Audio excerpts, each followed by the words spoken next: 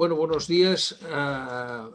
Es un poco raro, supongo que para ustedes también, esto de las conferencias virtuales. Yo la verdad es que cuando el buen amigo Carlos me invitó a dar una conferencia a Oporto, acepté encantado, no solo por el placer de estar con ustedes, sino también pues de visitar de nuevo esta ciudad de la que tengo tan buenos recuerdos.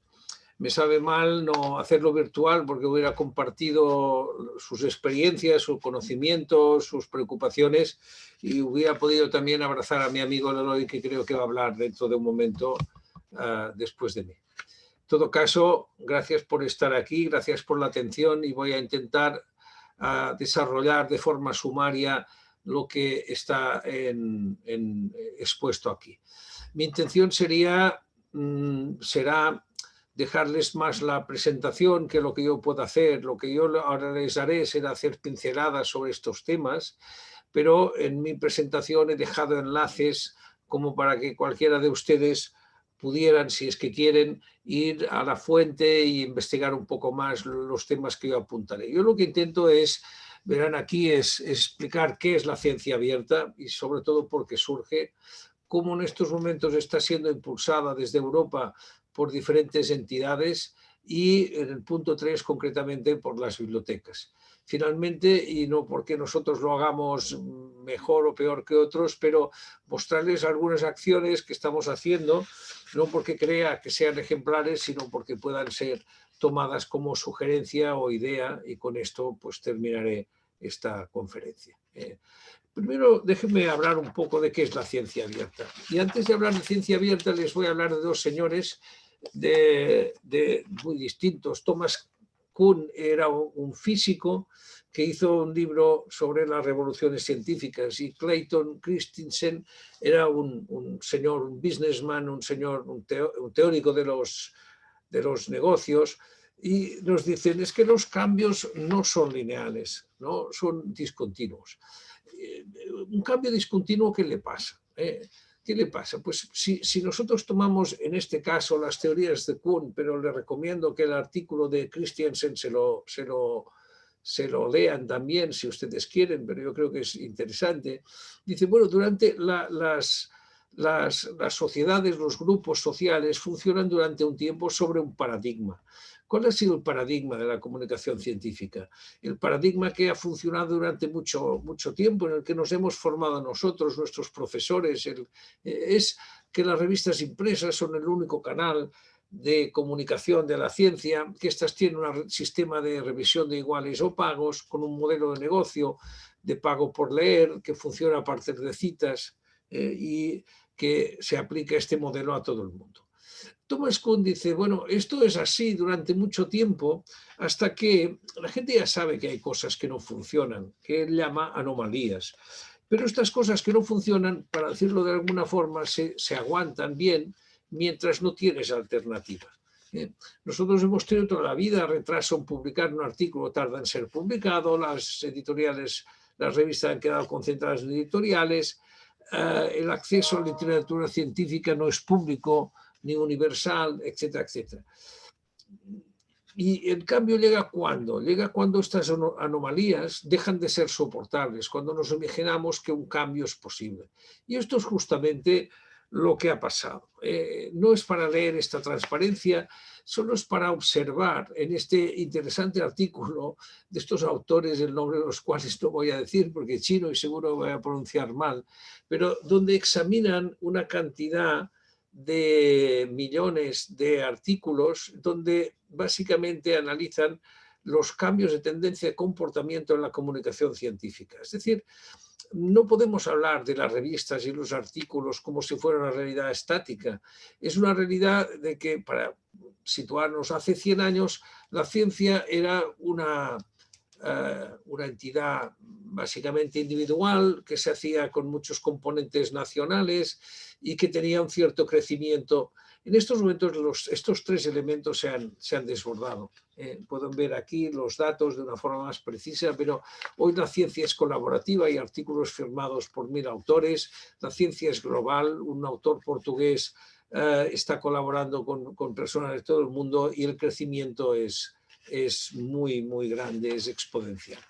¿Qué ha cambiado? Ha cambiado la ciencia, ha cambiado este ciclo que se hace a partir de la investigación, de la redacción de resultados y de compartir. Esto no ha cambiado. Lo que ha cambiado, es decir, en este segundo dibujo, lo que ha cambiado es lo que está alrededor del ciclo.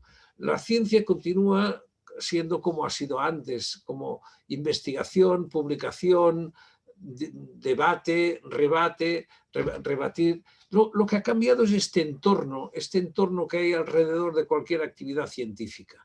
Lo que ha cambiado es que tenemos nuevas herramientas tecnológicas que hacen que escribir, investigar, coleccionar datos, compartir, todo esto tenga unas dimensiones distintas.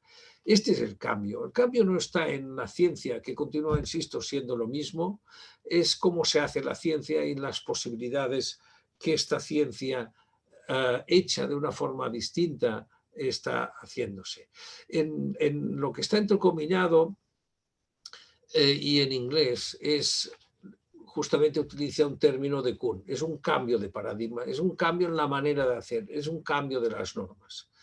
Y las cosas que han cambiado, en parte, y en estos momentos que estamos en plena pandemia y haciendo una conferencia a distancia porque no nos podemos desplazar, es que hay una sensación generalizada de cambio de ciclo, de que algunas cosas han dejado de tener sentido, se tienen que hacer de forma distinta.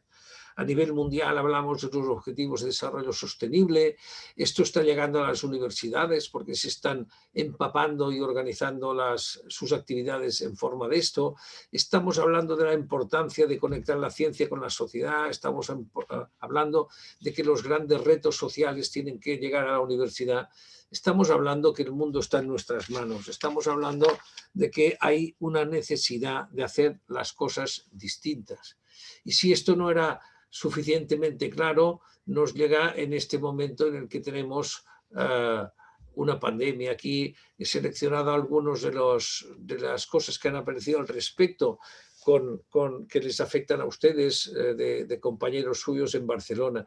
Quizá la más impactante ha sido algunas bibliotecas de centros hospitalarios, bibliotecas docentes de centros hospitalarios que se transformaron en camas hospitalarias y de urgencia debido a las necesidades incrementadas de unidades de UCI.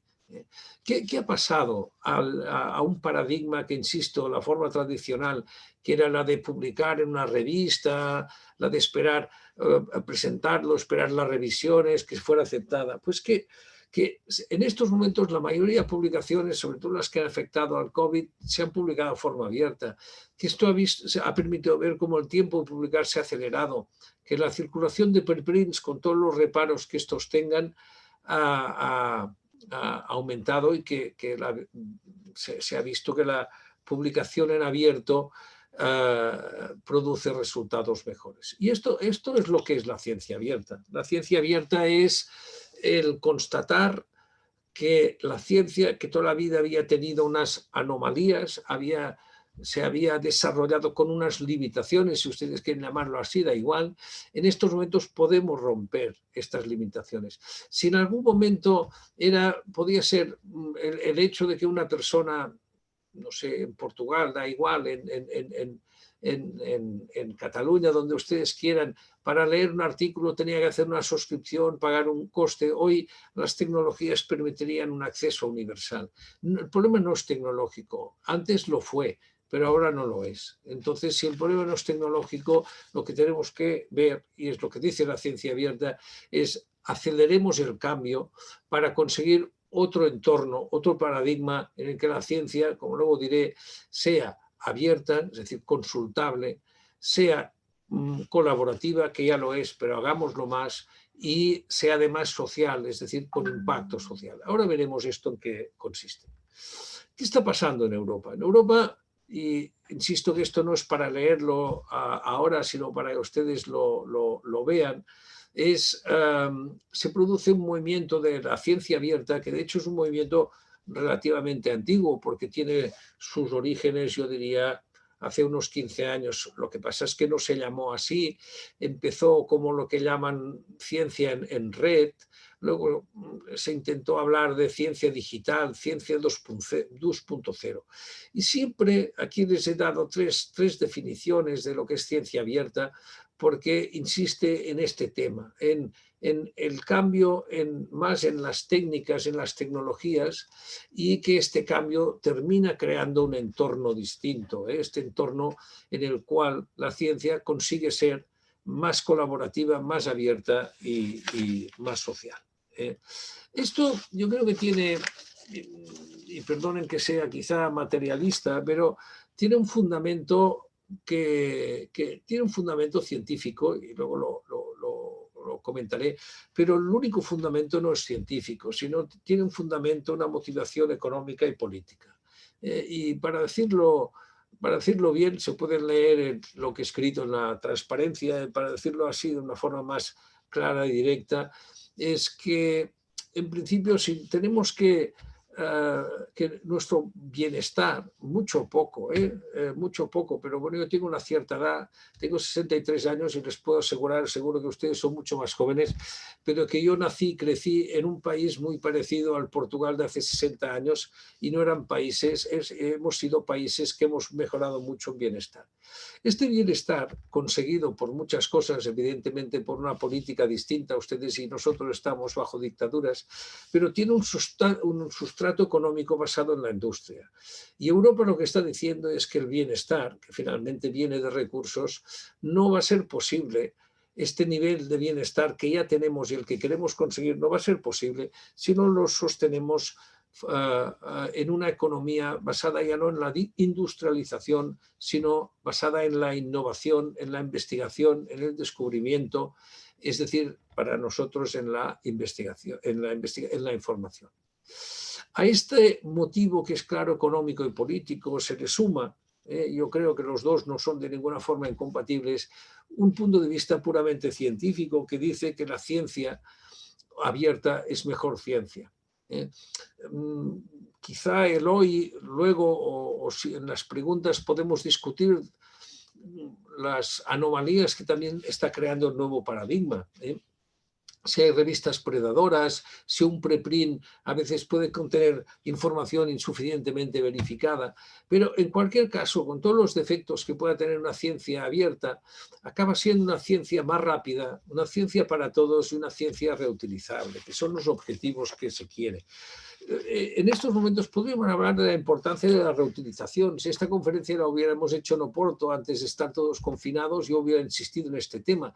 Reutilizar quiere decir que los miles de euros gastados en una investigación, investigación que termina en unos datos, pueda ser utilizada en otras partes del mundo o dentro de unos años, pueda ser reutilizada sin necesidad de volver a invertir dinero para una investigación más o menos del mismo tipo, pero no exacta. Pero en estos momentos de pandemia, donde será tan importante cualquier avance médico, es tan importante que llegue pronto para evitar sufrimiento y para evitar muertes, una ciencia que sea más rápida. Ustedes saben que en algunos casos, para resolver un problema, en estos momentos lo que se hace es lo ponen en la red y hay múltiples colaboraciones y contribuciones para que esto sea así.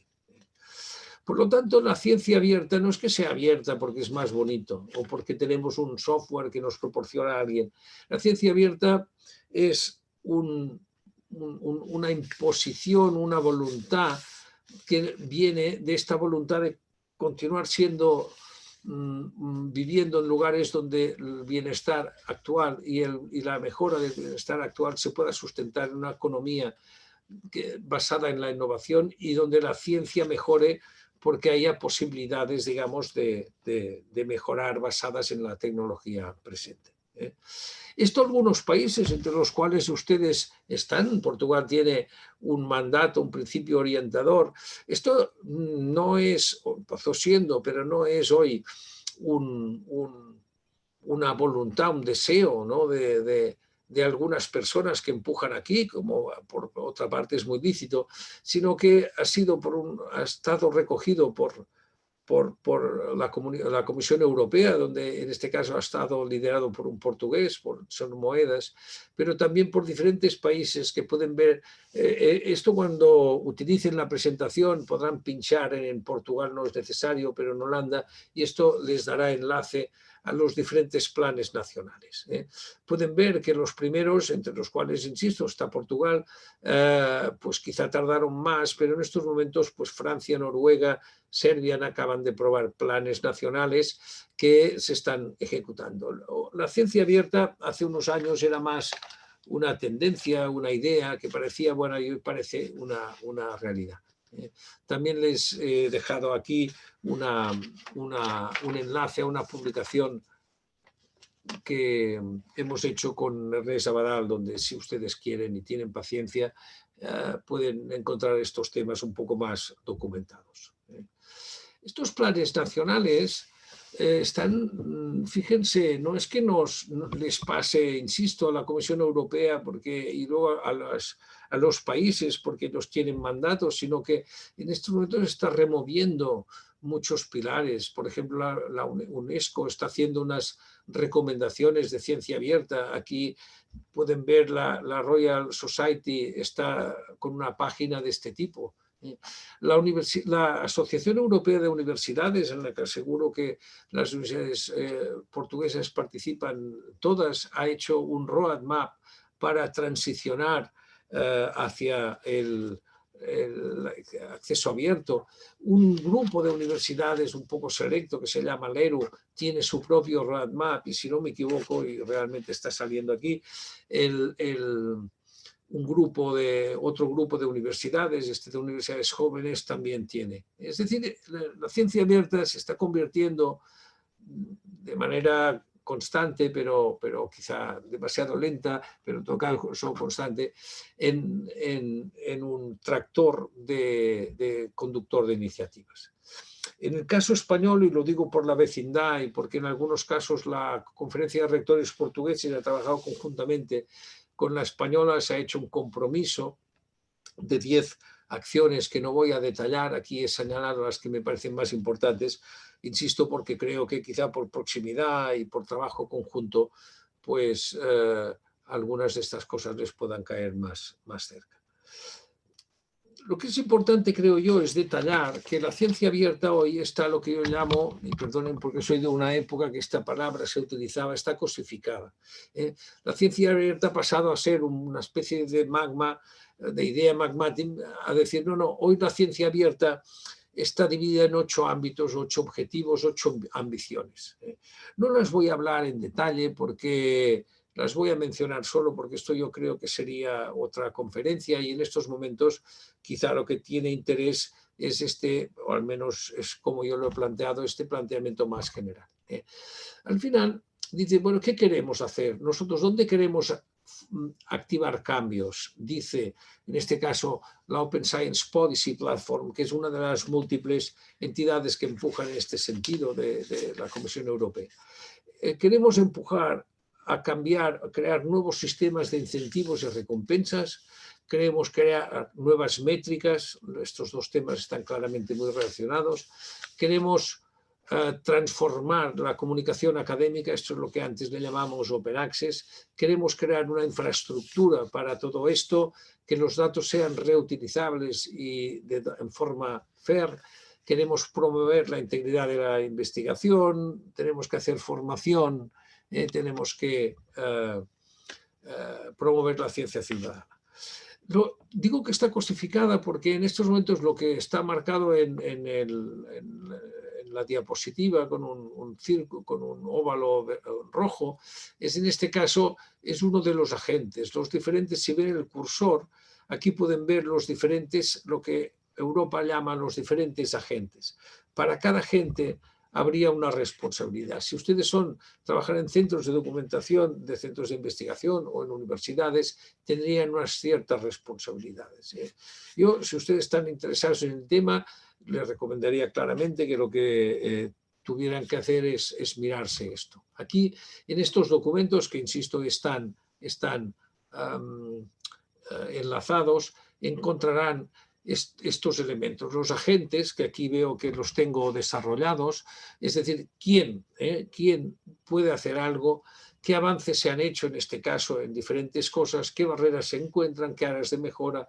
Entonces tenemos que hacer o dejar de hacer. Pero decirles también, como ustedes no están optando a unas oposiciones, ¿no?, que al final, perdonen que me salte esta que yo creo que lo iba a comentar con más detalle. Al final, la ciencia abierta se está concentrando mucho, como luego veremos, en estas áreas, en estos momentos, que es el acceso abierto a las publicaciones, en los datos en forma FAIR, y quizá también en modificar los sistemas modificar los sistemas de evaluación y de recompensa. Déjeme hacer un repaso, porque yo entiendo que ustedes trabajan mayoritariamente en centros de documentación, de centros de investigación, mostrarles cómo las bibliotecas, en este caso universidades, se han activado también en este sentido. Aquí hay una semana de la Carlos III, el Open Science Day de una universidad inglesa, esto es finlandés, un microMOOC que hicimos en Cataluña. Recomendarles en este caso que la Asociación de Bibliotecas de Investigación Europea, que es el LIBER, ha considerado la oportunidad de hacer otro roadmap, parecido como los que les he mostrado, pero este quizás es el que tendríamos que nosotros ver, porque quizás es el más cercano a nosotros. Y aquí es donde se encuentra lo que yo les comentaba, que es otra vez estas áreas, en este caso, fíjense que son 7 y no 8, da igual, porque estamos dando vueltas sobre lo mismo. Es decir, la ciencia en su totalidad, en su conjunto, es la que tiene que cambiar. Las formas como publicamos, la reutilización de los datos, la infraestructura que utilizamos. Pero esto que ven aquí son los elementos en los que, insisto, no de forma única, pero de forma más mayoritaria, hoy se está trabajando. El acceso abierto, esto seguro que llegan discusiones sobre lo que está en abierto, lo que se publica, la vía verde, etcétera, etcétera, los esfuerzos que hacen los compañeros y buenos amigos del avión en la FCCN de intentar que los contratos de revistas incluyan publicar en abierto, al menos de forma parcial. Esto es lo que está en estos momentos, es lo más importante, creo yo, lo que está haciendo más ruido, lo más importante de la ciencia abierta. Lo es mucho lo que podríamos llamar advocacy, que tiene mala traducción al castellano y probablemente también al portugués. ¿Qué es lo que estamos haciendo ahora? Cuando yo era pequeño a esto le llamaban hacer misiones. El misionero era el que... Ustedes, además, en su pasado deben tener muchos misioneros, como también en el caso español, que imbuidos de una fe visitaban otros países, otros continentes para promover esta fe. Esto es lo que estoy haciendo yo ahora, es decir, esto vale la pena, esto está avanzando, etc. Formar en temas de ciencia abierta, y estas siglas que pueden parecer raras quieren decir sencillamente Research Data Management, es decir, gestión de los datos de la investigación. Aquí es donde se concentran la mayor parte de las actividades de las instituciones en este tema. Bueno, aquí pueden ver un poco más en este sentido, pueden encontrar más detalle de lo que encontrarán en el roadmap de LIBER. La ciencia abierta, yo el primer conocimiento que tuve quizá de ella, al menos consciente, fue en este documento que es de CDC, de hace, ahora no sé si es mucho tiempo, ¿no? En el 2003, pero ¿qué decía? El título era Starting the Conversation, empezar a hablar del tema. Es cuando un tema es difícil, no lo podemos solucionar de un día para otro, pero empezamos a hablar del tema. Y entonces OCLC, la cooperativa de bibliotecas, decía, esto de la gestión de los datos de investigación va a ser importante. ¿Quién interviene? Mucha gente, pero esto se tiene que hacer en colaboración también de mucha gente, el servicio de investigación, los archivos, la informática. Pero dos cosas, es importante empezar ¿no? Empezar a hablar del tema, y es la biblioteca quien es la que está mejor preparada para empezar a poner el tema. En la vida privada sabemos perfectamente que hay temas que son embarazosos, sabemos que tenemos que hablar, y a veces lo que hacemos en un tema embarazoso es no hablar del tema, pero finalmente lo mejor es que lo hablemos, y hay quien está mejor posicionado que otro para iniciar esta conversación.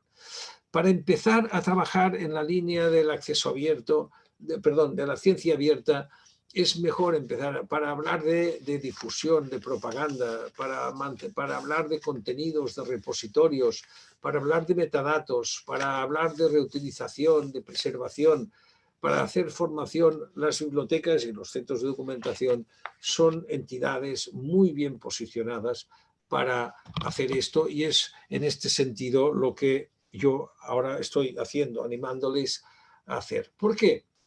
Pues porque, de hecho, el diagnóstico e incluso los mandatos están claros. Desde hace tiempo, por ejemplo, los programas europeos, Horizon, están obligando a que las publicaciones se pongan en abierto. Tenemos informaciones, artículos que nos indican que el paradigma anterior está caduco. Tenemos, en este caso, estudios sobre métricas alternativas. Aquí tendría que verse, pero no se ven los documentos que yo he oído, pero pueden ver que tenemos documentos, lo tenemos todo hecho. El problema no es el diagnóstico no es el problema es la acción. Y aquí les pongo un dicho italiano que a mí me ha gustado porque expresa de forma distinta lo que en español decimos, que del dicho al hecho hay un gran trecho. De decir a hacer hay una gran distancia. Y los italianos dicen esto: tra il dire e il fare c'è di mezzo il mare. Entre decir una cosa y hacerla, en medio hay un camino que a veces es muy largo para recorrer. ¿Qué podemos hacer? Podemos hacer, yo creo que lo que podemos hacer es ponernos a trabajar. Yo no sé dónde, no conozco su situación y cada uno seguro que es distinta, pero una idea importante es que hoy no es necesario decir o justificar la ciencia abierta. Hoy la ciencia abierta está siendo un concepto que se quiere impulsar desde las máximas instancias económicas, políticas, académicas, científicas. Entonces, si esto es así, ya sabemos que los cambios no se van a producir de forma inmediata. No es necesario que ustedes me digan que no tienen recursos, yo tampoco. No ha habido nunca recursos en países como los nuestros para hacer grandes cambios, pero sí que hay la posibilidad de hacer algo, y este algo es lo que ustedes, en principio, o cada uno de nosotros, tenemos que ver qué es lo que podemos hacer. ¿Cómo podemos hacer pasar de un marco teórico a lo que, en este caso, la Open Science Platform, y al menos yo lo sé por su presidenta, por Eva Méndez, le llama pasar a compromisos prácticos de implementación? Muy brevemente, porque con esto estoy terminando mi tiempo y por lo tanto también voy a decirles, o sea, ¿qué estamos haciendo en Cataluña? Pues se lo voy a enseñar. Yo ya he dicho al principio que no es con ninguna voluntad de pensar qué es lo mejor, pero para que vean qué tipo de cosas se hacen o se pueden hacer.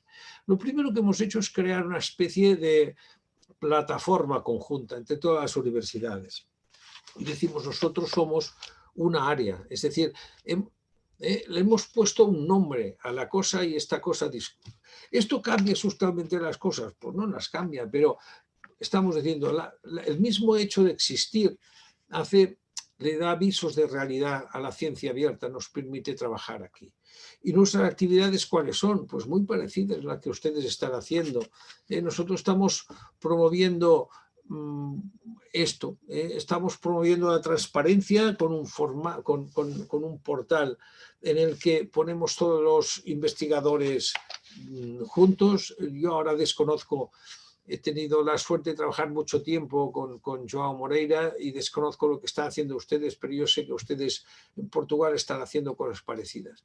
Estamos apoyando la creación, la gestión de datos de investigación con una instrumento para hacer planes de gestión de datos y con un repositorio. Estamos fomentando lo abierto y estamos creando infraestructura común.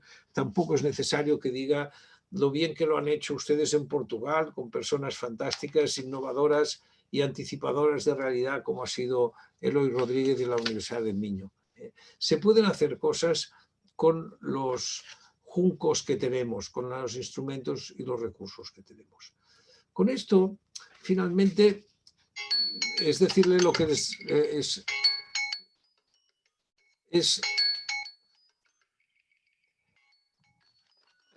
lo que tenemos que hacer es pasar de las buenas intenciones a las acciones, un poco lo que antes les decía. Sabemos perfectamente que la ciencia abierta es un terreno, es una realidad por construir, es un terreno ignoto, que en sentido estricto quiere decir esto, por conocer. En este mapa, que es un mapa histórico, se ve perfectamente como en algunas zonas están perfectamente dibujadas, pero fíjense en esto de aquí. Esta es la parte del globo terráqueo del mundo al que los humanos tardamos más en llegar, por lo tanto no está dibujada. ¿Qué quiere decir? Que no sabemos que allí hay algo, pero no sabemos exactamente qué es ni cuándo llegaremos. Con lo cual, la ciencia abierta tiene un componente importante de incertidumbre y esto no tiene que dejarnos, no podemos esperar a que esté totalmente cerrada, sino que lo que tenemos que hacer es procurar avanzar en este terreno para ir definiendo las actuaciones. Esto es lo que les decía, tenemos que pasar a estas acciones prácticas a nivel local. Tenemos que hacer programas de implementación, compromisos de implementación de cosas y constituyendo comisiones en los centros, personas, empezar esta conversación. Yo quiero hablar solo para el final y dejar para esto serían las tres respuestas a lo que podemos hacer. ¿Podemos hacer? La respuesta primera, sí. Siempre podemos hacer. ¿Qué podemos hacer? Podemos, yo creo, en primer lugar, cooperar, porque la ciencia abierta ya es colaboración, pero tenemos que cooperar. La cooperación en estos momentos, la ciencia abierta va a exigir tener algunas infraestructuras muy robustas, algunos servicios de calidad. Estas infraestructuras podemos hacer tres cosas. Hacerlas a nivel local, que nos va a costar mucho y nunca lo serán suficientemente buenas. Dejarlas en manos de empresas, es lo que en estos momentos sabemos que está pasando con la comunicación científica, o crear una estructura robusta dirigida por la comunidad, que yo creo que es de los temas que él hoy va a hablar. La segunda cosa que podemos hacer es abrir, porque la ciencia abierta es esto, es abrir, facilitar el acceso. Esto tiene diferentes componentes y virtudes, pero básicamente lo que hace es acelerar la ciencia, producir resultados buenos en un plazo de tiempo más corto, facilitar que la vacuna contra la COVID llegue antes. Y ¿qué podemos hacer? Podemos comunicar, porque Open Science es socialización y en estos momentos, a pesar de lo que les he dicho, Open Science es aún la ciencia abierta, es para mucha gente, recuerden el cambio de paradigma, para mucha gente no es el paradigma en el que se han formado. Si usted es una persona mayor de 40 años, probablemente no se haya formado en un paradigma de ciencia abierta, con lo cual es necesario explicar cosas, hacer pruebas, etcétera, etcétera. Esto es lo que les quería contar y con esto lo que hago es terminar y decirles que estoy muy obrigado pela sua atenção. Muchas gracias. Moltes gràcies.